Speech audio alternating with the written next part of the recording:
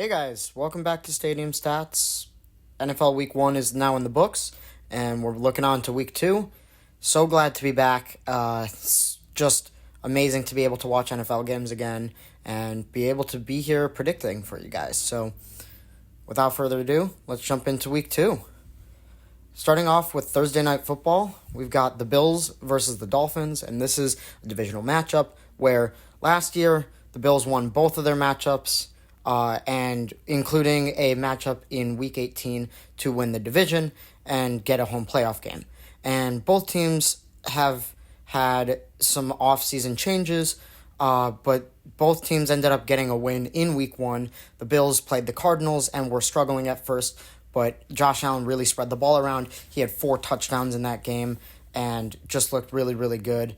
And he really was able to take advantage of the fact that he has a lot of receivers who maybe aren't the best, but they are all very decent, and so he was able to spread the ball around very effectively.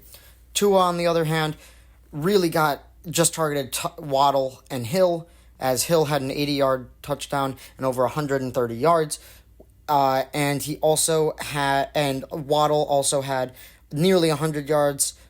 So between the two of them, they had over 200 yards combined.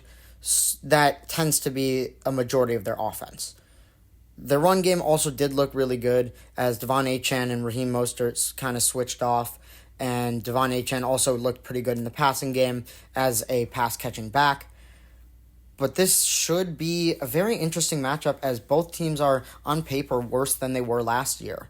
The Dolphins' defense really did come in clutch in the second half of that game against the Jaguars, as they started off really rough when we're down 17-0 and ended up coming back 20-17 and let up 0 points in the second half. So if the Dolphins' defense can play like that, I'm going to pick the Dolphins. I do think that their defense will continue on that pace, but I don't think it's a guarantee. I think it's going to be a really rough matchup. The Bills tend to have the Dolphins' number, and it'll be really tough because the Bills are a good team, but both teams are worse than they were last year, and the Dolphins' defense looks to be closer to what it was last year than the Bills does. So I'm going to choose the Dolphins.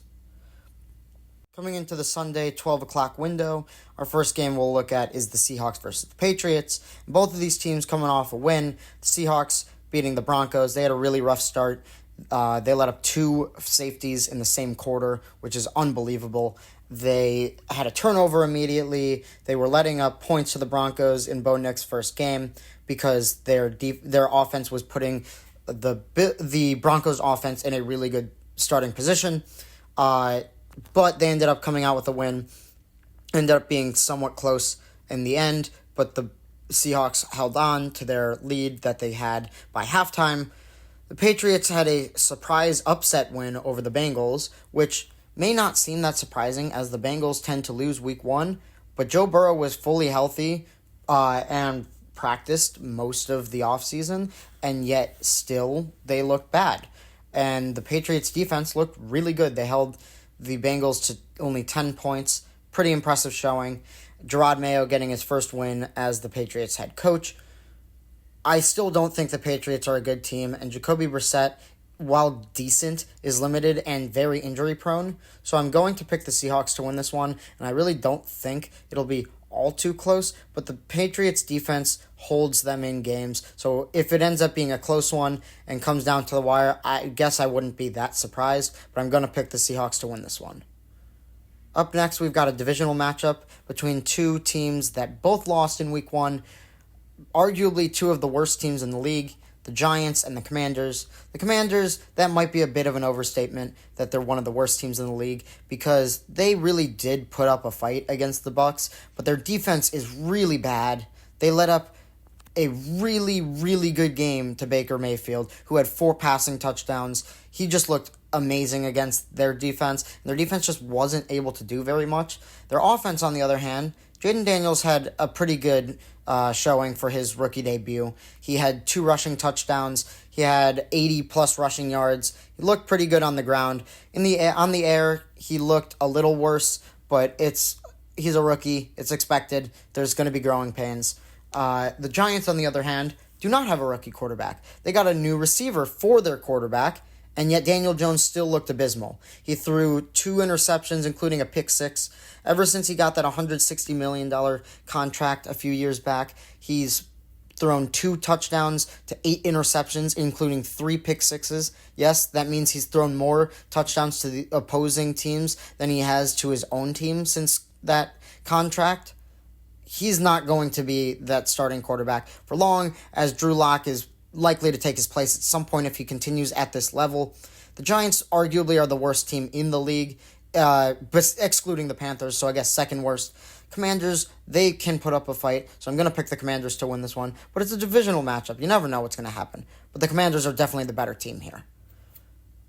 Up next, we've got the Chargers taking on the Carolina Panthers, and the Panthers, oh boy, they are not better than they were last year, at least coming off of week 1. They had a brutal 37-point loss to the New Orleans Saints, who a lot of people thought weren't going to be very good either, but yet they won by 37 against the Panthers.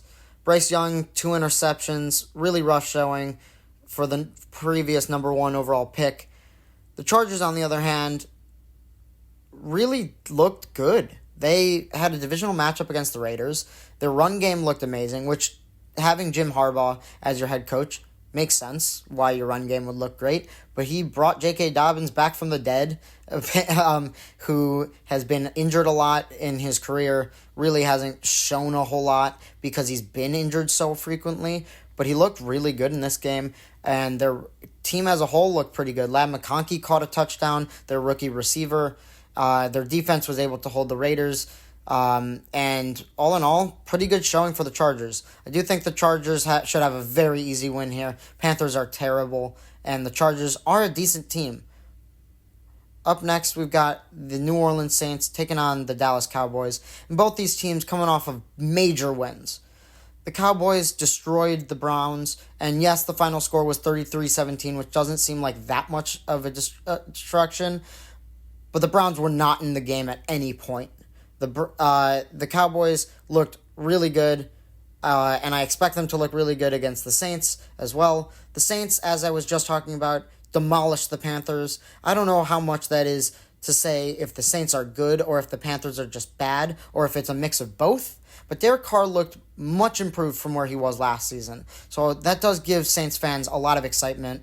The Saints also had a really good game on the ground, as Alvin Kamara looked really good, and that whole team just looked really good. So I am still going to pick the Cowboys to win this one because I do think the Cowboys are the better team, but the Saints could be a sneaky team this year. We'll have to see if last week was a fluke, so it is hard to say for this game, but I am still going to pick the Cowboys to win this. Up next, we've got the Indianapolis Colts taking on the Green Bay Packers, and the Packers had a rough loss to the Eagles in which they lost Jordan Love for on the last play of the game, and he's going to be out for about 3 to 6 weeks. Who knows what Malik Willis, the quarterback they traded for right at the end of the offseason, will be able to do, as he's still getting acclimated to that offense and barely knows that offense as he's only been there a few weeks. He also is not particularly very good from what we've seen at the NFL level. So that they might have a rough time, but that defense let up a lot of points. The Eagles were gashing them. Saquon had 3 touchdowns on them, and yes, they did force a few turnovers. Jalen Hurts fumbled once and threw 2 interceptions. So the Packers defense is advantageous, but they also looked bad at moments and let up a lot of points to the Eagles. The Colts, on the other hand, were in a really tight game against the Houston Texans, and the Houston Texans looked great in this game. The Colts were able to keep up with them, though, the whole game. Anthony Richardson had 2 amazing throws to Alec Pierce, who had 2 really good catches, including a big touchdown early on in the game. They really couldn't get a whole lot going on the ground, but Jonathan Taylor did have a touchdown, and Anthony Richardson was able to rush a bit. They also were able to get a few other receivers and tight ends involved, but nothing too crazy. And their defense was not very good in this game. They let up 150 rushing yards to Joe Mixon, and they let up a ton of yards to Stephon Diggs, including 2 touchdowns. as well as over 100 to Nico Collins, some receiving yards to Joe Mixon and Dalton Schultz and Tank Dell. It was a really bad performance by the Colts defense, but I do think because Jordan Love is injured, the Colts should get the win in this one, assuming Malik Willis has a rough time acclimating to the Packers offense, which I don't think is an unfair assumption. So I'm going to pick the Colts to win. Up next, we've got a matchup between the Browns and the Jaguars. The Browns coming off a rough loss to the Cowboys in which they really looked bad. Deshaun Watson looked abysmal. He threw 2 interceptions, didn't have many passing yards, just looked really, really bad. And looks honestly like he's holding the team back. So I wouldn't be surprised if at some point this season we see Jameis Winston take over for this team. The Jaguars, on the other hand, had a really nice first half, and they probably don't want to talk about the second half, as they were up 17-0 at one point and then didn't score another point for the rest of the game and ended up losing 17-20 on a last-minute field goal to the Dolphins. Their defense got gashed by Tyreek Hill and Jalen Waddle, but they were able to really hold them on the ground game a lot more than a lot of teams were last year, so that was a good sign. The Jaguars on offense, however, really didn't do a whole lot. Travis Etienne didn't look very good. He had a fumble on what should have been a touchdown, which could have sealed the game, but he ended up fumbling out of the back of the end zone, turning the ball over. And then Tank Bigsby looked pretty good and on the ground, and their rookie receiver, Brian Thomas Jr., looked pretty good in this first game as he had 4 catches and a touchdown. But both teams really struggled in week 1 at points. Both teams coming off of weird seasons last year. The Jaguars had an absolute meltdown, and the Browns had a renaissance with Joe Flacco. So I really don't know what to expect from either of these teams this year. I do think the Browns are going to be held back by Deshaun Watson, and for that reason I'm going to pick the Jaguars to win, because I do think Deshaun Watson is holding this Browns team back. But eventually, maybe they'll take him out, or maybe he'll finally decide to start playing well.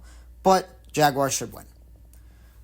Up next, we've got a matchup between the Tampa Bay Buccaneers and the Detroit Lions.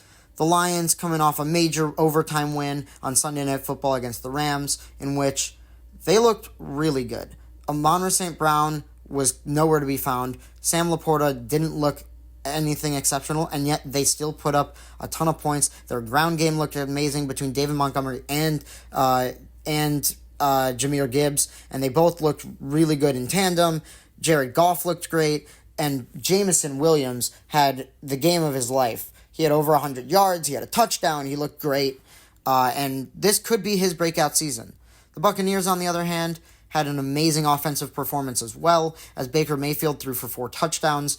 Mike Evans had an amazing touchdown grab. Chris Godwin had one too, and they just had a lot of yards. They put up over 30 points on the on the Commanders, and so both teams looking pretty good. However, the Lions look improved from last year, and the Buccaneers, on paper, are the same team from last year.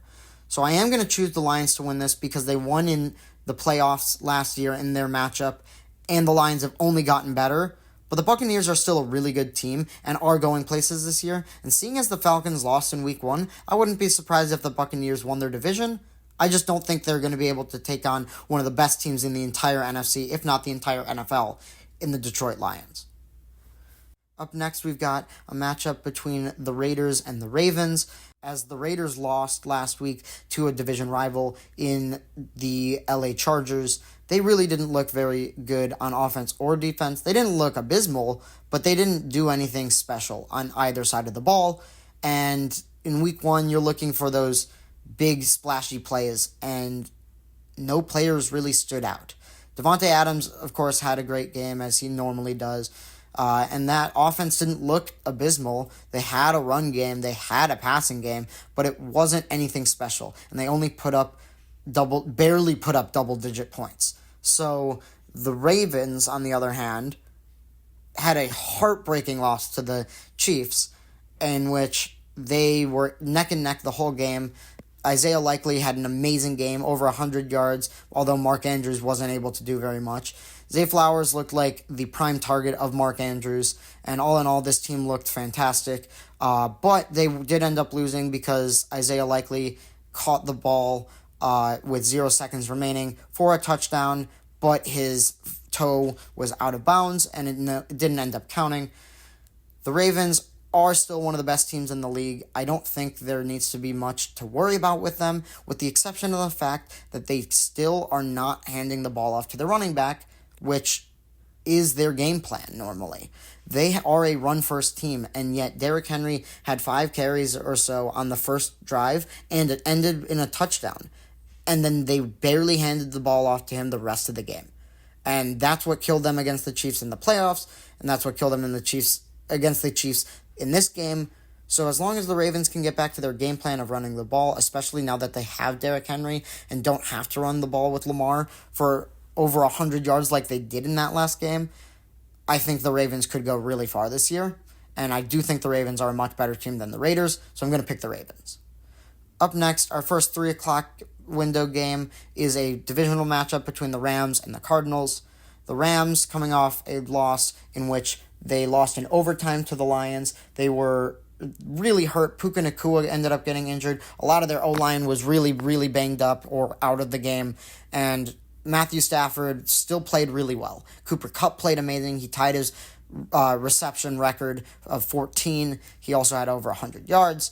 Matthew Stafford even hit a no-looking pass at the end while getting hit and kept them in the game. But they did end up losing because their defense just could not stop the Lions in overtime. The Lions just drove down the field immediately and won the game, and the Rams never even got the ball. So that is a little concerning for the Rams defense. Cardinals, on the other hand, were in the game the entire time against the Bills, but they were winning for a while and then blew that lead. Trey McBride had a pretty good game. Marvin Harrison really didn't show up. Michael Wilson caught a touchdown, and James Conner played really well as Kyler Murray playing pretty well too. But the Cardinals are not going to be an exceptional team this year. They are pretty good, but they weren't able to hold on to that victory. And I do think that while they were able to keep up with the Bills, I don't think they'll be able to keep up as well with a division rival in the Rams, who know them a lot better and also are a more explosive team this year on offense. So I am going to pick the Rams to win this one. Up next, we've got a matchup between the Bengals and the Chiefs. And normally, we think of this matchup as an amazing matchup. But the Bengals are coming off a rough loss to the Patriots, who a lot of people had as one of the worst teams in the league going into last week, and yet they lost. And I think that's a really rough sign for the Bengals. They do tend to start seasons pretty rough, so I don't know what this really says about their team, or if this loss said anything about their team and how well they're going to do this year. They do tend to play the Chiefs really well, so I wouldn't be surprised if they're in this game. But the Chiefs are coming off an amazing win over the Ravens, a really, really good team, and another division rival of the Bengals. And they were really able to hold Derrick Henry. They were able to do a lot on offense, as Xavier Worthy, their rookie receiver, had 2 touchdowns. Rashee Rice had over 100 yards. Travis Kelce didn't even have to get that involved. And Chris Jones looked like an absolute monster, wrecking everything on defense. The Chiefs should win this game. They are still, until somebody dethrones them, the best team in the league. And so I'm going to pick the Chiefs. But maybe the Bengals will have a rebound game. Up next, we've got a matchup between the Steelers and the Broncos. And if Russell Wilson ends up playing this game, which he ended up being inactive for the last one due to an injury, and Justin Fields played, it will be his revenge game against the Broncos. But who knows who will start at QB for the Steelers, as Russell Wilson was named the starter and then still didn't end up starting week 1. The Steelers scored 6 field goals, but 0 touchdowns. Their offense looked all right. They were getting points, but they didn't do much in the red zone and weren't able to score a single touchdown. But their defense looked great. They had 2 interceptions on Kirk Cousins, and TJ Watt looked unbelievable. The Broncos, on the other hand, had a rough loss to the Seahawks, a team that aren't that great, and they let up over 100 rushing yards to Kenneth Walker. They also had 2 interceptions from Bo Nix, which really didn't help their cause. The Broncos are going to be a really, really rough team this year, and they're going to be in a learning phase. So I'm going to pick the Steelers to win this, but the Steelers didn't do anything to give me too much hope, as, again, the red zone offense didn't really work. Up on Sunday Night Football, we've got the Bears taking on the Texans, and this game, oh boy, I think the Texans are going to win this. I'm just going to say that up front. The Bears on offense looked really putrid last week. They didn't have any turnovers, but they just couldn't get anything going. Caleb Williams had under 100 yards passing. He did have a few good scrambles, but that's about it. And their defense, though, and special teams both looked really good. They started off down 17-3 and ended up coming back 24-17 as they had a defensive touchdown and a blocked punt for a touchdown on special teams. They also had 2 interceptions total on Will Levis, which really helped, and that defense ended up carrying the Bears as their offense couldn't get anything going besides a couple field goals. Texans, on the other hand, looked like one of the best teams on offense in the entire league. Stephon Diggs had 2 touchdowns. Tank Dell and Nico Collins looked really good, as Nico Collins had over 100 yards and a game-sealing catch at the end. And the run game looked amazing, as Joe Mixon had 30 carries for 150 yards. The Texans are going to be a really rough team to take down, especially on prime time. And I think this is their time to finally show America just how good they can be. So I'm going to choose the Texans to win this one. Up next on Monday Night Football, we've got the Falcons taking on the Eagles. And the Falcons had a really rough week 1. Kirk Cousins threw 2 interceptions. They couldn't get a whole lot going. They barely scored double-digit points, and they lost to a team that didn't score a single touchdown. I think that's enough said, but maybe they can rebound. The Eagles, on the other hand, had an amazing week 1. They beat the Packers. Saquon Barkley had 3 touchdowns in his opening game with the Eagles. The only problem is Jalen Hurts looked a little rusty. He threw 2 interceptions, one of which was really bad. And he also had a fumble on a botched snap, although that wasn't as much his fault as that was the rookie center. But still, 3 turnovers is a bit rough, and their defense still got gashed a bit by the Packers, as Jordan Love's Packers were very explosive on offense. But that being said, the Eagles are a phenomenal team. They should be one of the best teams in the NFC, and I'm going to pick them to win this game. Falcons starting off 0-2. Looking at the games resulting from Monday Night Football, as I had to record this after the fact, since Monday Night Football hadn't happened at the time, we're going to talk first about the 49ers, as the 49ers take on the Vikings on Sunday Football. The Vikings coming off a very big win where Sam Darnold played really well. He did have an interception, but besides that, he played really well. They scored a lot of points. They held the Giants to 6 points and had a pick 6. Great showing from the Vikings, a team that a lot of people thought were going to be one of the worst teams in the league, but are seeming to be at least better than expected. Doesn't say that much, though, about them, and this should be a much harder matchup for them. The 49ers, on the other hand, ended up winning in week 1 against a Jets team that's been hyped up for 2 off seasons in a row now. Rodgers ended up playing the whole game, and the 49ers still killed them as they came up with a victory 32-19. But that last touchdown that the Jets had was a touchdown in garbage time, so it made the score seem closer than it really was. That being said, the 49ers played this game really well, and that was without Christian McCaffrey, who was injured going into this game and didn't end up playing. Jordan Mason had the most carries of any 49ers running back in the Kyle Shanahan era, and he played amazing with that opportunity, as he had a career high in rushing yards of about 150 rushing yards. Debo looked pretty good. He got a decent amount of carries to make up for the fact that McCaffrey wasn't playing, as well as Ayuk finally being back with the team. He looked a little rusty, had a few drops, but hopefully he'll get back to normal in the upcoming future. That all being said, I think the 49ers should win this one. They are still one of the best teams in the entire league, arguably behind only the Chiefs. Hint, hint to my upcoming power rankings. But the 49ers are a really good team, and I would be surprised if they lost to the Sam Darnold-led Vikings. Finally, the last matchup we're going to talk about today is the New York Jets taking on the Tennessee Titans. The Titans coming off a heartbreaking loss to the Bears in a game in which they were up 17-3 at half and then didn't end up scoring another point. The Bears didn't score an offensive touchdown. They scored a defensive and a special teams touchdown, and Will Levis had 2 interceptions. All in all, not a great performance by them, but their defense looked really good as they were able to hold Caleb Williams and the Bears' offense to under 100 passing yards. The Jets, on the other hand, also coming up with a loss in Week 1 as they played the 49ers on Monday Night Football in a game in which Rodgers did complete the whole game, but he didn't look that great. He had 1 touchdown to 1 interception, although the interception was a tipped ball. But all in all, the Jets are still supposed to be one of the best teams in the league. They really didn't look like it on Monday Night Football, but their defense is supposed to be one of the best, if not the best, in the entire league. So I am excited to see what they're going to be able to do, especially seeing as Sauce Gardner missed a little bit of time in Week 1, and so maybe having him for a full game will help.